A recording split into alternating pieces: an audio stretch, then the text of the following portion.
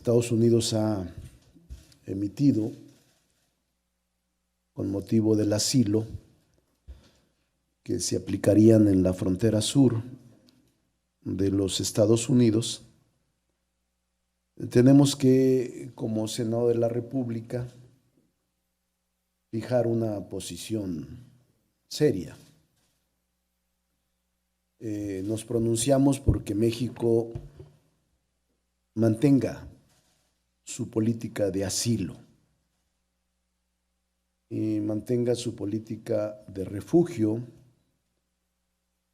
como marca la tradición de la política exterior, pero también la Constitución. En efecto, hay una ley que expidió el Congreso sobre refugiados, protección complementaria y asilo político, y nosotros no podemos desoír a que esta ley se cumpla y que la tradición que le ha dado fama a México como país de asilo se rompa.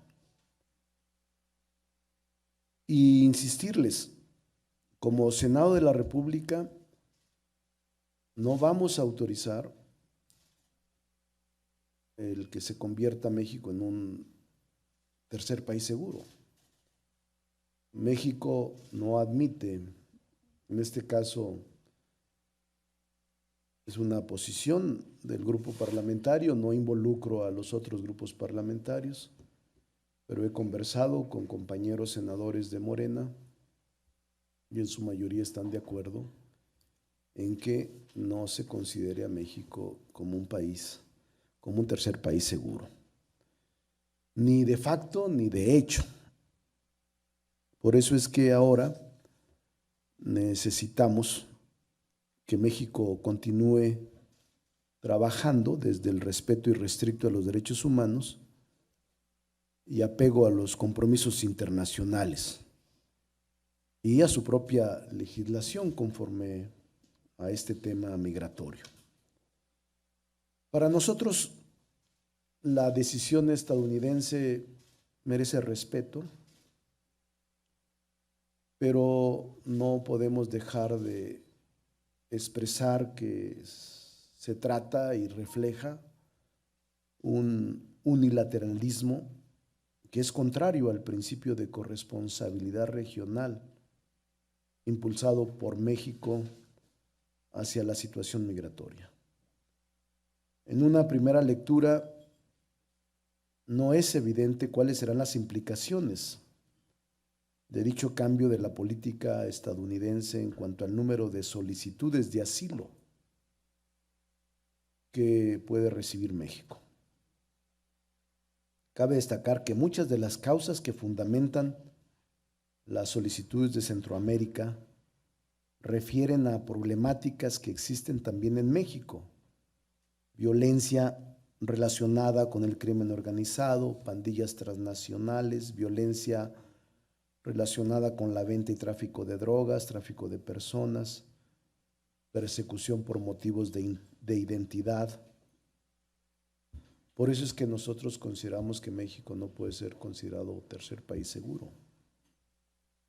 Asimismo, la gran mayoría de los migrantes provenientes de Centroamérica, fundamentalmente, no ingresa a Estados Unidos por medio de solicitudes formales de asilo. La insistencia estadounidense en el tema sin duda responde a una presión electoral. La declaración conjunta del Ejecutivo, Departamento de Justicia y de Seguridad Nacional señalan directamente al Congreso de ese país como un órgano que es incapaz de reformar las políticas migratorias. Cabe recordar que la Cámara Baja está actualmente controlada por demócratas, algunos de los cuales han sido muy críticos en días recientes por el trato a los menores migrantes en los centros de detención.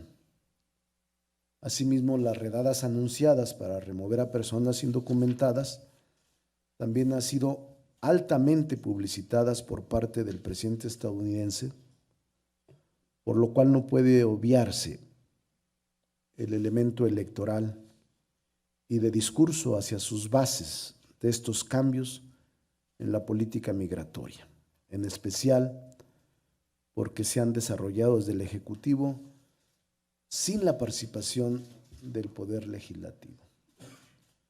Tampoco debe perderse de vista el lenguaje utilizado por el presidente en días recientes para referirse a los 4 congresistas demócratas que han exhortado un mejor trato para los migrantes con declaraciones de tinte xenofóbico.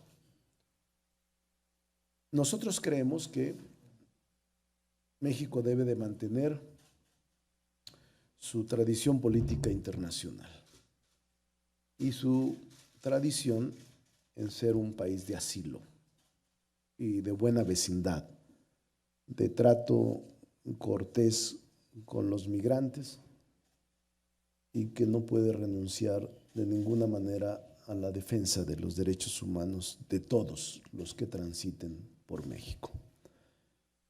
Eso es una situación que les quería comentar como un posicionamiento del grupo parlamentario de Morena, que es muy importante y que dado que el Senado es el vigilante de la política internacional de acuerdo con la Constitución. Si hay algún otro tema que alguien quiera preguntar, estoy a sus órdenes. Muy buenas tardes, senador. Pues sobre este mismo tema, en la mañana el presidente rechazó mandar una nota diplomática al gobierno de Estados Unidos, precisamente por esta situación de las redadas y la política, cómo ha cambiado migratoria de Estados Unidos. En su opinión y como Senado de la República, ¿se debería de enviar esta nota diplomática? Es por un lado. Y si me permite hacerle otras preguntas de otros temas, hoy se iniciaron 7 investigaciones de la función pública al señor Lomelí, que era delegado súper especial en Jalisco, porque se vincula con su empresa con negociaciones con el ISSSTE de allá de Jalisco. Entonces, su opinión sobre ese tema, si fuera tan amable. Y perdón que insista en el tema de Baja California, ¿cuál sería, si ya tienen alguna definición o alguna oposición? Porque entregaron una carta por parte del PT para solicitarle al Senado que fije bien su posición con respecto a este tema. Muchas gracias. Bueno, primero, yo expresé ayer en un tuit que era importante que se activara la política internacional para tener más contacto con el vecino país del norte y frenar de manera urgente las redadas y la violación de derechos humanos contra mexicanos radicados allá. Si el Ejecutivo ha dicho ya que no enviará nota diplomática, es su derecho. Nosotros en el Senado vamos a intentar tener relación con los legisladores de aquel país para poder expresarles nuestra preocupación, nuestro sentir como órgano legislativo, como poder de la Unión. Por eso es muy importante decirles que el presidente de la República es el responsable de la política internacional. Lo vamos a respetar en ese sentido. Él tiene la capacidad y la calidad para poder expresar y medir las relaciones internacionales México-Estados Unidos. Nosotros los legisladores intentaremos tener una relación, un intercambio de opiniones, un intercambio de notas legislativas con el Congreso de los Estados Unidos, tanto representantes como senadores, en donde expresemos nuestra preocupación por estas medidas y estos anuncios. En cuanto a lo de Baja California, yo Yo le diría que estamos tranquilos en el Senado, no hemos recibido ninguna petición formal. Yo he dicho que se va a dirimir la controversia de acuerdo con la Constitución y la ley en los órganos responsables. El Senado acompañará este tipo de procesos como parte coadyuvante. Estamos atentos a la publicación de la reforma, a la interposición de los recursos que se haga por partidos o legisladores o quien esté facultado legalmente para interponer. Y en su momento el Senado expresará alegatos para cuidar el pacto federal, respetar la Constitución y establecer una relación armónica con esa entidad federativa sin que se vulnere la voluntad popular. Entonces, estamos muy tranquilos.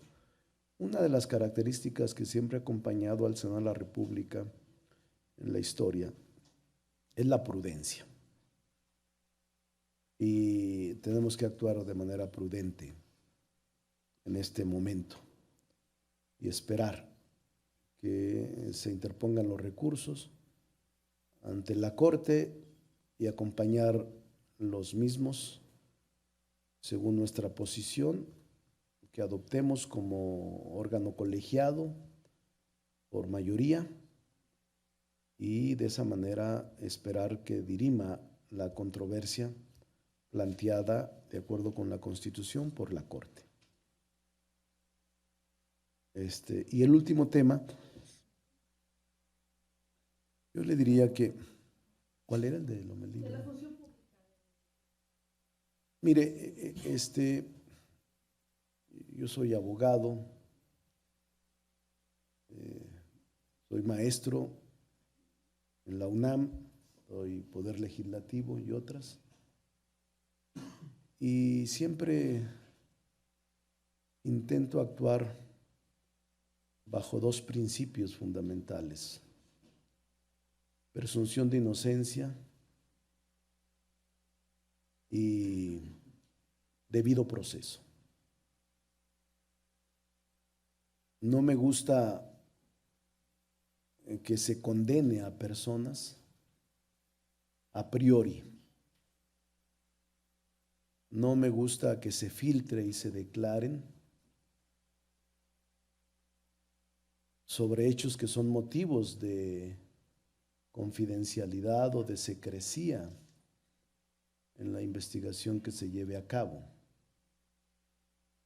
A cualquier presunto responsable debe otorgársele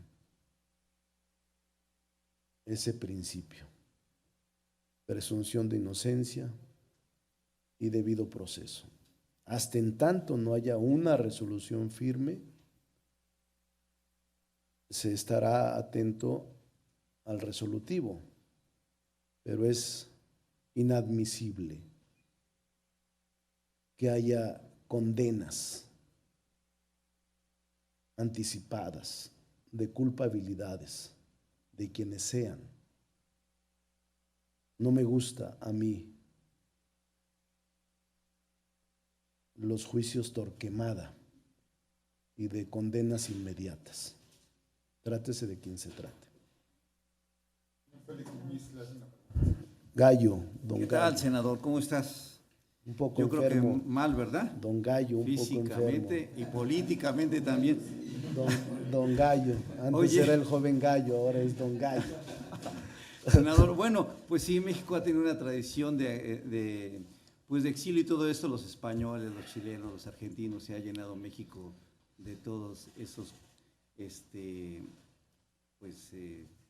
países, se les ha dado el asilo y México ha salido muy bien, y a lo mejor ahora Trump quiere hacer lo mismo con los centroamericanos, pero más bien mi pregunta sería: ¿esto no es parte de la letra chiquita que no se vio en el acuerdo con Marcelo Ebrard, que ya ves que hasta andaba adelantando Trump que venían medidas muy fregonas? Eso sería parte del acuerdo que se firmó debajo de la mesa, que se les diera aquí el asilo a los centroamericanos. Y en el otro tema, en el tema de Baja California, como dijo el divo Juan Gabriel, pero qué necesidad. Es decir, son primer gobierno que va a ser de Morena allá en Baja California y empiezan con esas señales, senador. Es decir, digo, quizás a lo mejor no todos estamos tan politizados, pero creo que pagará los costos políticos Morena con esto, senador. Gracias. Bueno, en el primer tema, yo creo que el canciller ha sido muy franco con el Congreso. Ha sido no solo cuidadoso, sino que ha expresado en un resumen ejecutivo todas sus reuniones que tuvo previo al desenlace de la posibilidad de la imposición de aranceles a nuestro país por el gobierno norteamericano. Entonces yo no veo letras chiquitas, veo presión electoral y veo también que el país estará sometido a este tipo de presiones mientras dure el proceso electoral en Estados Unidos. Hay que actuar con inteligencia, mucha mesura, pero con firmeza y con dignidad. Es lo que creo. Estados Unidos asumió una actitud, una posición, el Ejecutivo, a través de sus secretarios. Pero es finalmente una facultad soberana de ese país.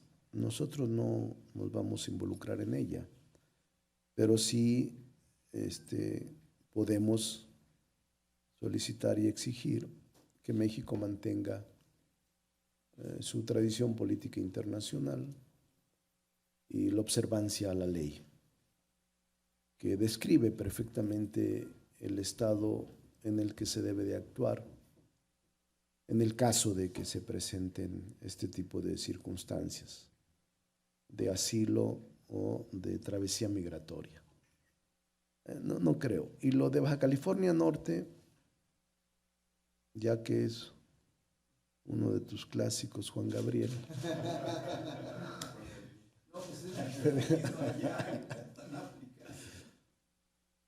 Te diría que no hay, se va a resolver. La Corte de Justicia en la Nación tendrá la última palabra. Y el Senado actuará como parte coadyuvante. Baja California Norte, Baja California, merece toda nuestra solidaridad, nuestro respaldo, nuestro respeto.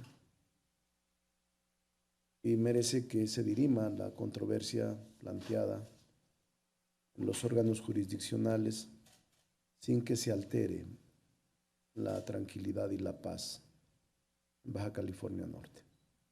Este ingrediente vino a generar un ambiente de continuación de un proceso electoral que fue muy claro y obviamente hay ruido mediático y hay ruido de los adversarios y de gente que sin ser adversario piensa que no es correcto la ampliación del mandato. Eso es todo. Pero yo creo que la Corte va a resolver y va a resolver bien, para bien de la República, del Pacto Federal y de los poderes constituidos en los estados y en el país. Muy importante el precedente que se pueda fijar en este caso.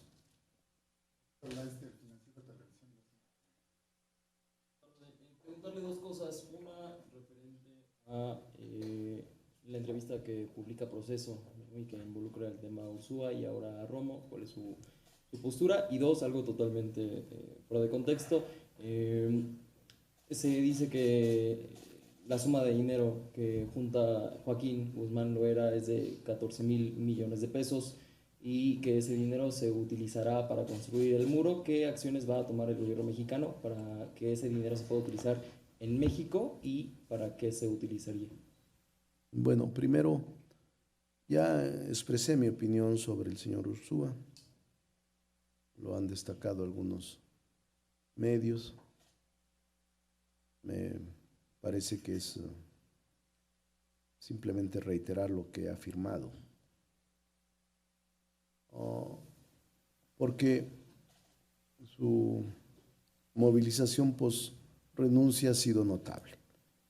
Por eso yo fijé una posición seria respecto de eso.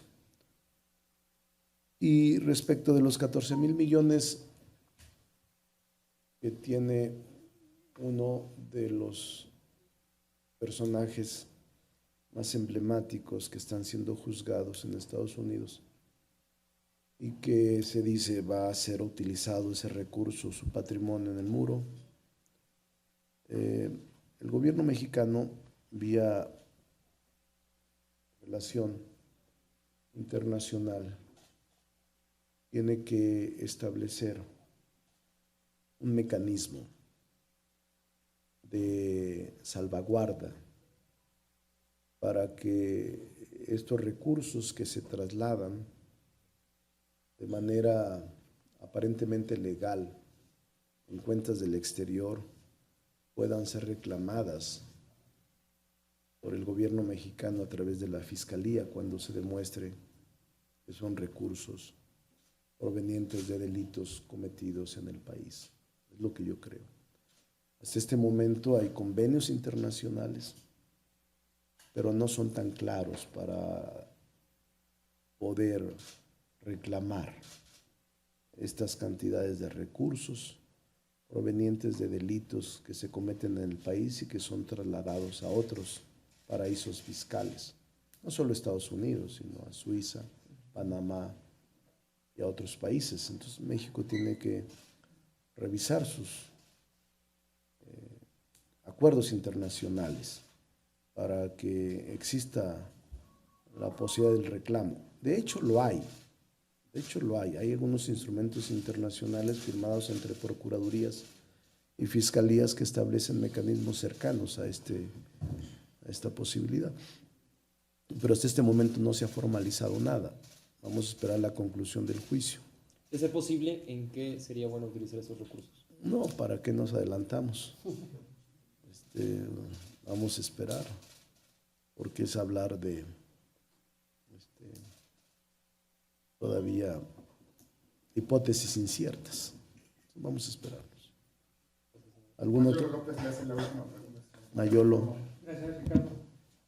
Se alzaron voces que reclaman que la función pública abra una investigación para determinar si Alfonso Romo incurre en un conflicto de interés. A la luz de lo que revelara el propio Ursúa, ¿tú consideras que Romo está libre de culpa o que sí es dable averiguar este asunto? Desde el momento en que aceptamos la responsabilidad pública, Mayolo, todos somos susceptibles de ser investigados y de ser también involucrados por denuncias provenientes o de compañeros de gabinete, compañeros de trabajo o por gente ciudadana. Eso me parece que es normal. Yo conozco a Alfonso Romo desde hace unos 7 años. Lo conocí en la campaña del 2012, siendo yo coordinador general de la campaña del actual presidente. En todos estos años que lo conozco, he visto a un hombre congruente, sensato y no le conozco un acto ilegal en su conducta. pero quienes tengan las pruebas, en este caso el señor Ursúa, podría plantearlo con toda valentía. ¿Debería presentarlas? Pues yo creo que sí, él fue el que abrió la caja de Pandora. Creo que lo conveniente y lo correcto, además lo congruente, sería: estos son los elementos de prueba que tengo contra estas personas. No basta con que señale que el nivel de conocimiento que tiene dentro del gobierno no es compatible con los familiares que tienen algún manejo en la casa de bolsa. Yo no, como yo he sido opositor muchas veces en mi vida, Mayolo, no hago caso de dichos, no hago caso de dices y diceres, no hago caso de rumores, de chismes, porque yo he sido sometido injustamente en muchas ocasiones a este tipo de calumnias sin la presentación de pruebas. No quiero abonar ni ponerle más fuego a la hoguera para inculpar personalidades públicas a los que a mí me parecen son hombres y mujeres que han aportado al país sus mejores conocimientos. No me meto al linchamiento, no soy de esos. En el caso de que hubiera pruebas, pues hay autoridades que tienen que deslindar las responsabilidades. Miren, a propósito de esto que me dices, Mayolo, por ejemplo, desde el año pasado, la campaña política, o en el mes de marzo, abril, usaban mi nombre como el coronel de la campaña de la segunda circunscripción para extorsionar, incluso a medios de comunicación. Bueno, tiene 1 año, 2 meses que siguen extorsionando. Se hacen pasar por mí. Personas de baja calaña, pandillas bien orquestadas, y piden dinero a mi nombre diciendo: te habla Monreal, te vamos a ayudar, y hablan de todo, hasta gobernadores o presuntos responsables. Por fortuna ya desde entonces presenté denuncia, hay detenciones, pero tiene que averiguarse más porque son bandas muy bien hechas.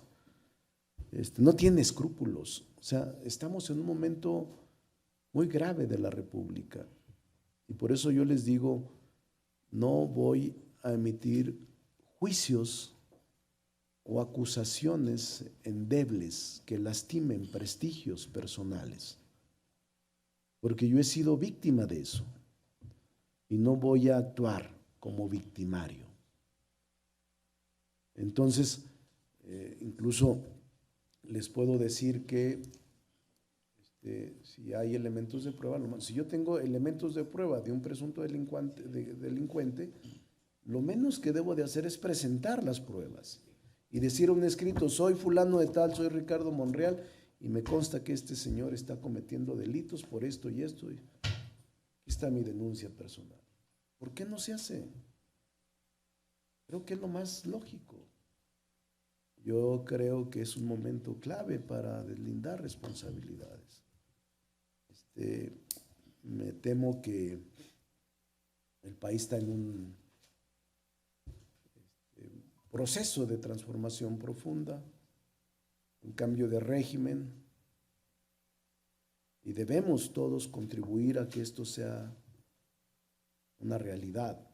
Por eso a mí, esto que me preguntaban de lo de Lomelí, a propósito de lo de Lomelí que lo sacaron ustedes, le han dado seguimiento, a propósito de Lomelí, pues ya hay una condena hoy en todos los medios. Es responsable de esto, cuando yo no sé si lo sea, pero por lo pronto ya filtraron sobre determinadas empresas, involucramiento, pero no hay una sentencia firme. Ni siquiera se le ha dado oportunidad de defenderse en juicio al presunto responsable, pero ya la condena pública es evidente. Bueno, pero ya intervino Función Pública. Pero ¿dónde está la resolución? O sea, el tema es que no eres culpable hasta que un juez te dice: tú eres responsable y por tanto se te condena a tantos años y se te inhabilita tanto tiempo, ahí sí, estoy de acuerdo. Entonces, ¿para qué sirven los órganos de justicia? Si se condena públicamente a personas. Yo no creo en eso.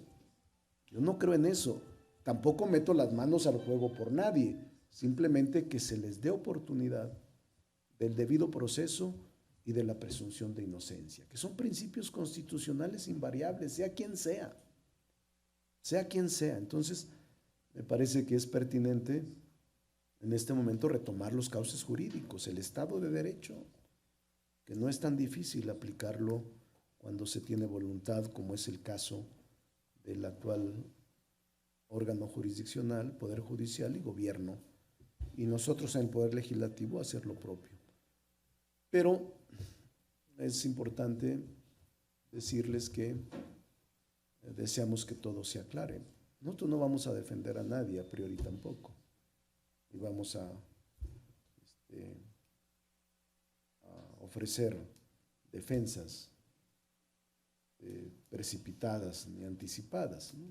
Tendrán que presentar defensas, sus pruebas, también en descargo de su inocencia o de su actitud correcta en el gobierno. Yo tengo, se los digo con toda honestidad, y no me causa ningún problema decirlo, tengo una buena opinión de Alfonso Romo. Creo que ha contribuido mucho a este inicio de gobierno. Tengo una buena opinión. Ha ayudado a que no se crispen las posiciones, ha ayudado a que transite el gobierno bien y ha ayudado a que pueda haber una interlocución correcta del sector económico con el presidente de la República. No tengo quejas, no tengo dudas. Cuando los saludo nos respetamos. No tengo ningún indicio de que se esté actuando de manera indebida, incorrecta o ilegal. Si hubiese y alguien las tuviese, debería de exponerlas y presentarlas. Esa es mi opinión. Una última duda. Senador, dos preguntas. Respecto a lo que está dando a conocer, ¿es un comunicado, una comunicación a través de los medios o va a ser una nota oficial al gobierno federal? Esta de la es tradición. un posicionamiento. La segunda es, ¿van a llamar a los otros partidos a sumarse a este posicionamiento de respeto a la tradición de...? Voy a hablar con ellos en la Junta de Coordinación Política y vamos a tratar de fijar una posición consensada con todos ellos en la permanente del próximo miércoles. Y la tercera es, ¿qué otros, estos posicionamientos, este actuar del gobierno de Estados Unidos, van a cambiar los parámetros en el Senado respecto a las relaciones con Estados Unidos? ¿Habrá comunicaciones también con el Congreso de Estados Unidos para hacer esta solicitud también? ¿Y qué otras pertinentes observaciones tendrán que hacer respecto al tratamiento de los migrantes en la frontera sur, dada la presencia de la Guardia Nacional, y los gastos que van a generar estos, pues ya no es la misma situación cuando llegaron los españoles, los chilenos, argentinos. Ahora ya hay un gasto a los municipios, un gasto a la frontera, un gasto al gobierno federal, que muchas veces, ya se ha dicho, rebasa las capacidades económicas de atención en salud, en educación, en servicios, en alimentación, a todos estos ya millones de migrantes. Sí, es un asunto delicado. Nosotros no vamos a cambiar los parámetros del trato y de la relación con el Congreso norteamericano. Simplemente advertimos y hacemos propias las exigencias de muchos ciudadanos. México debe conservar su tradición en materia de protección de derechos humanos y de asilo político. No puede alterar su política histórica. Primero, porque es una tradición, y segundo, porque la Constitución y la ley así lo establecen. Mientras no se modifique la Constitución y la ley, México debe plasmar toda su voluntad en el articulado que la ley describe las hipótesis y las conductas que se puedan presentar con motivo de asilo. Los gastos, ya lo ha comentado el Ejecutivo y el Canciller, se están asumiendo por el gobierno federal, están modificando algunas partidas presupuestarias de acuerdo a su facultad constitucional y están intentando cubrir los gastos que en las fronteras se están desarrollando con motivo de este preacuerdo migratorio. Entonces yo entiendo que saldrá bien. Hoy el anuncio del canciller hace un rato me dio gusto porque dijo él, si mal no recuerdo, que México mantendría, dijo él, México mantendrá su política de asilo y refugio, como marca nuestra Constitución. Eso me alegra a mí, porque no puede hacerlo de otra manera. Mientras no se modifique la Constitución y la ley de refugiados, él tiene que observarla puntualmente. Entonces, y nosotros creemos que este es un momento de unidad en torno al Ejecutivo Federal, porque son momentos aciagos. El tema migratorio es un tema delicado que no está resuelto. Y el tema electoral de los Estados Unidos en cada momento nos sacude y nos pone al descubierto por nuestra vulnerabilidad en la economía, en la dependencia y en la soberanía, lamentablemente. Muchas gracias a todos, nos vemos más tarde, los que puedan y los que no, ni modo.